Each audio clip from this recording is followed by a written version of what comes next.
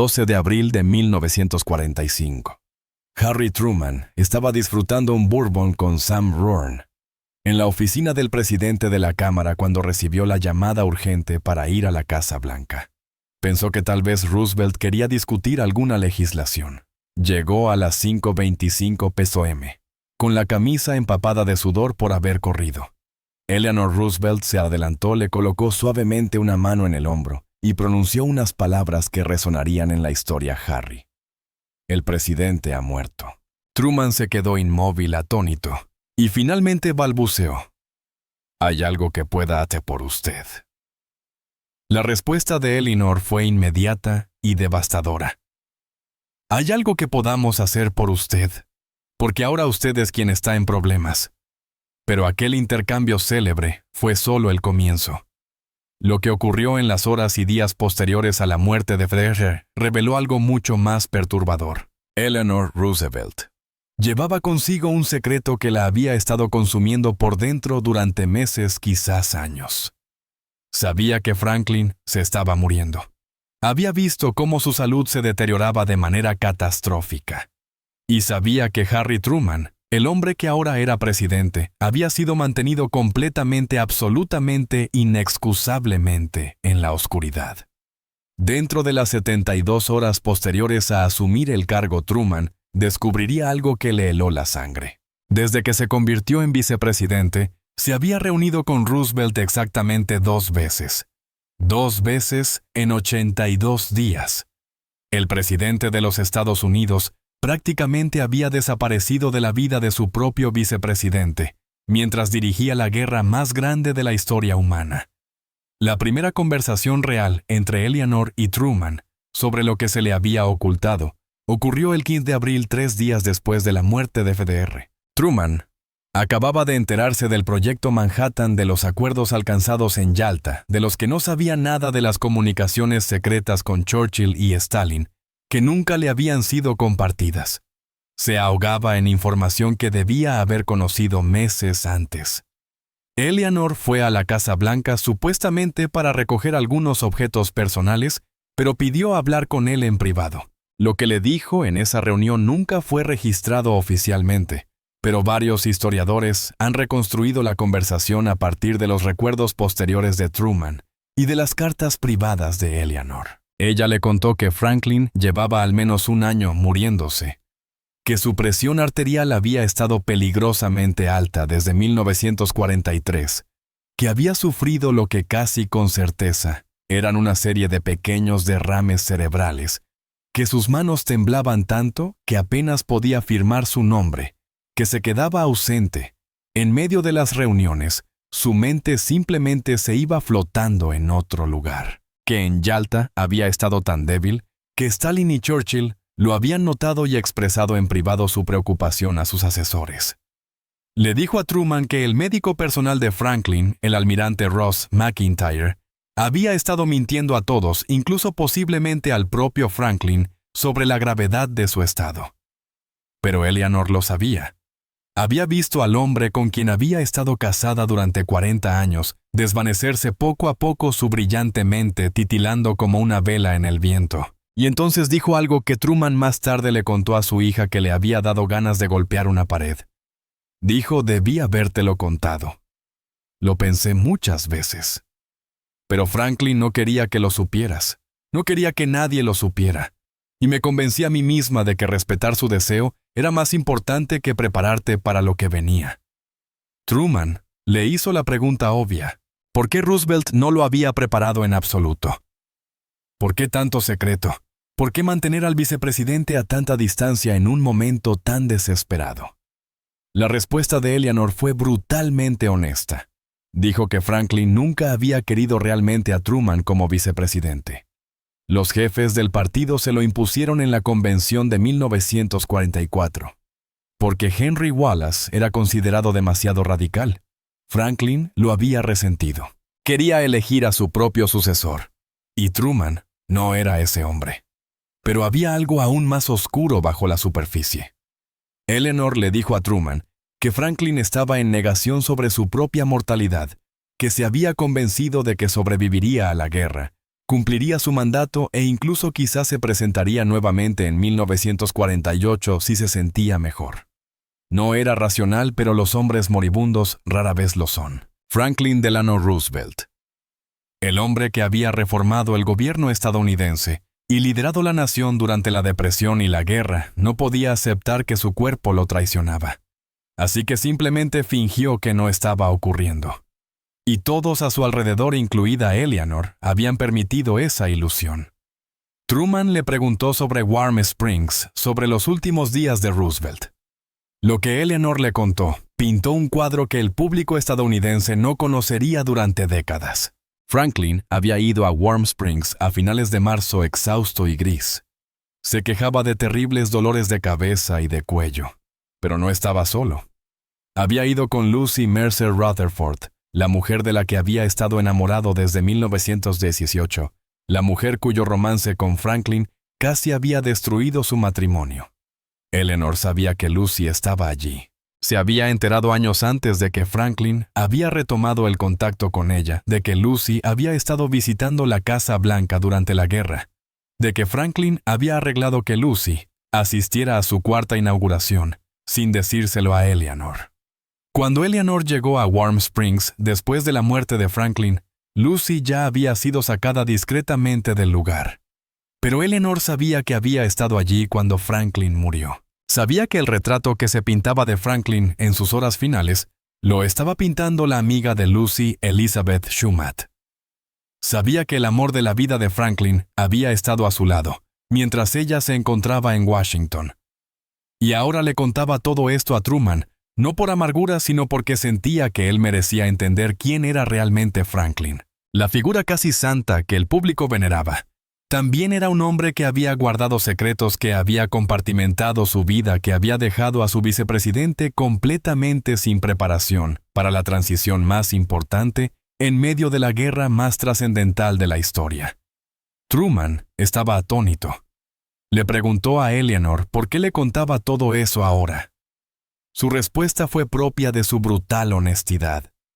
Porque necesitas saber que los grandes hombres siguen siendo solo hombres. Franklin tomó decisiones terribles en sus últimos meses. No pensaba con claridad. Te dejó en una situación imposible. Y yo soy parcialmente responsable por haber permitido que eso sucediera.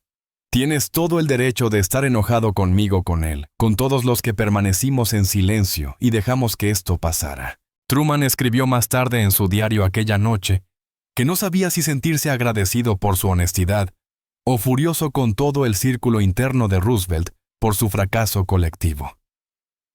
Eligió la gratitud, pero la ira permaneció.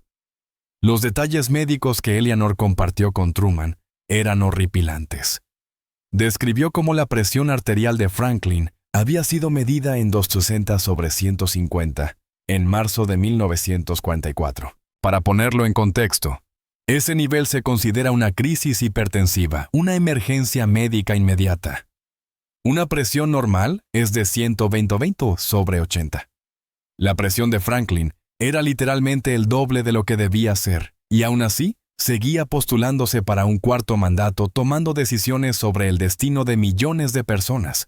Eleanor le dijo a Truman que Franklin había perdido 25 libras en los meses previos a su muerte, que sus trajes le colgaban del cuerpo como ropa en un espantapájaros, que tenía dificultad para concentrarse más, de 15 o 20 minutos seguidos que en la conferencia de Yalta en febrero.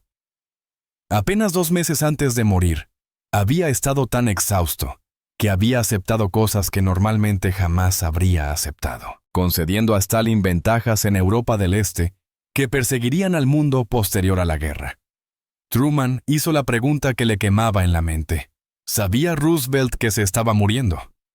Eleanor guardó silencio un largo rato antes de responder. Dijo que creía que Franklin lo sabía en lo más profundo, pero se negaba a reconocerlo.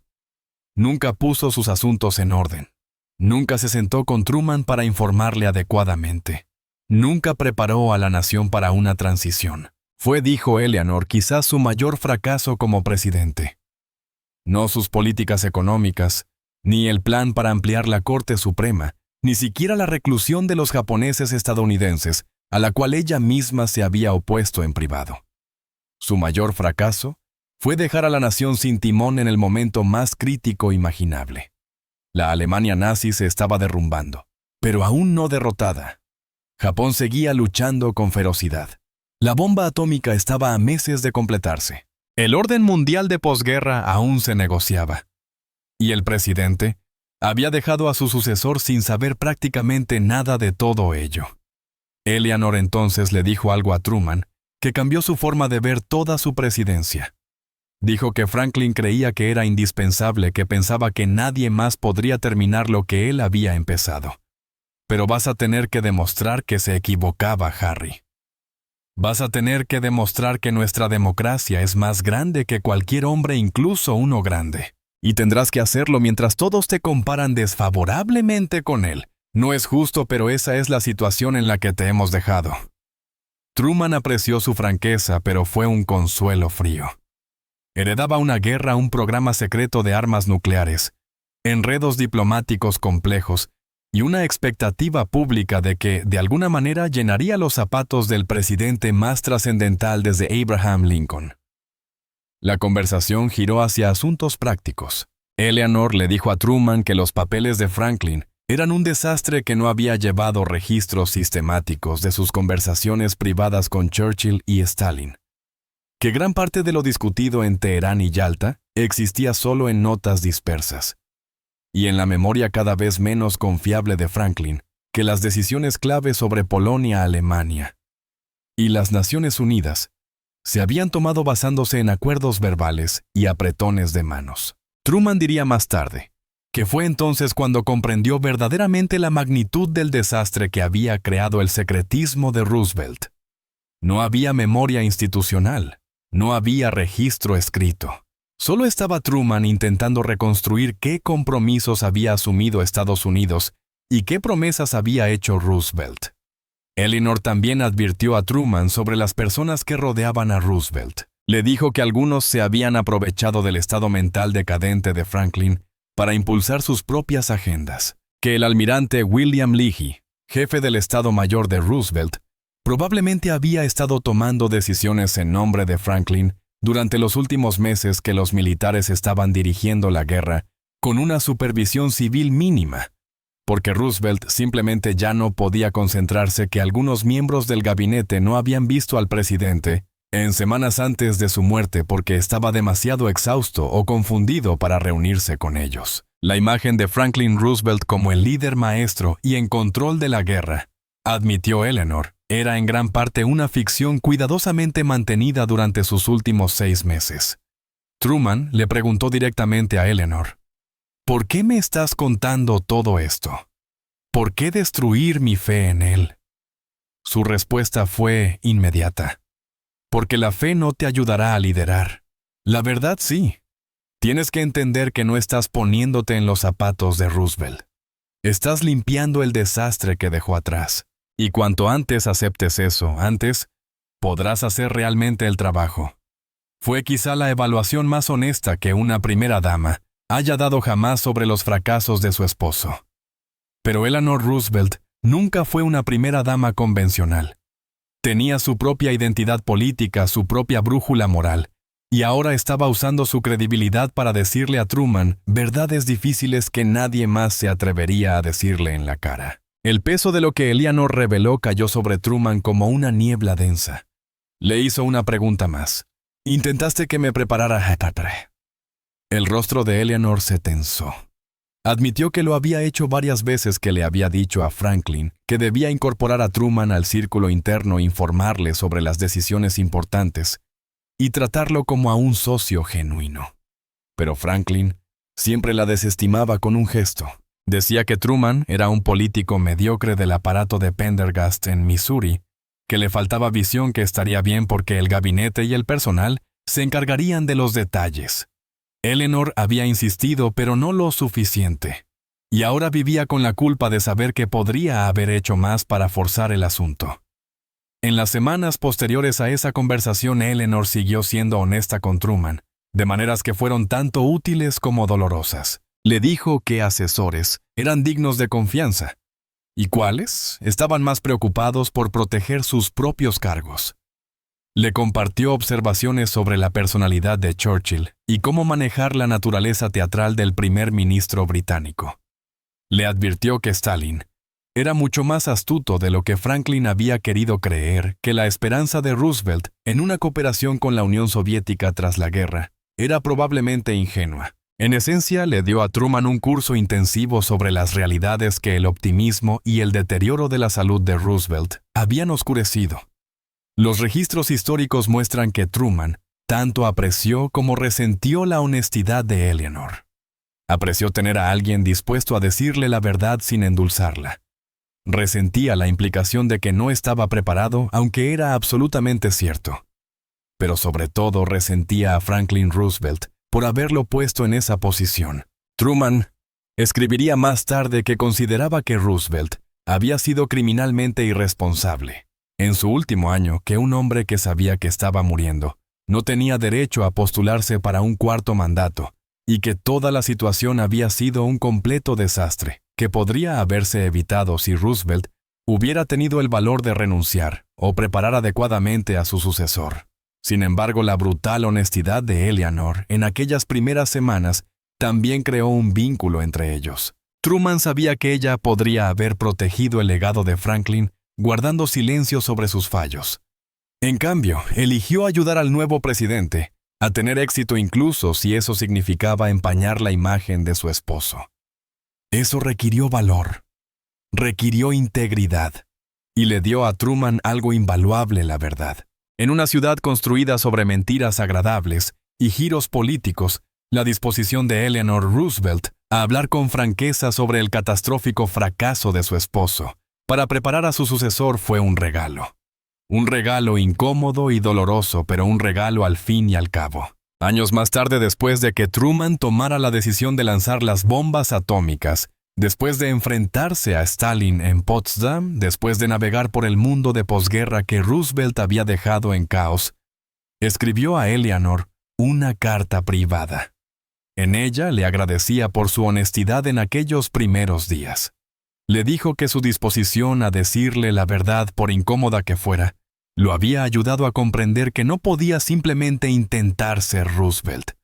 Tenía que ser Truman. Y esa comprensión nacida de la brutal honestidad de Eleanor sobre los fracasos de su esposo lo había liberado para liderar a su manera. Eleanor guardó esa carta hasta su muerte. Fue hallada entre sus papeles personales, desgastada por haber sido leída muchas veces. Un recordatorio de un momento en que la honestidad importó más que el legado.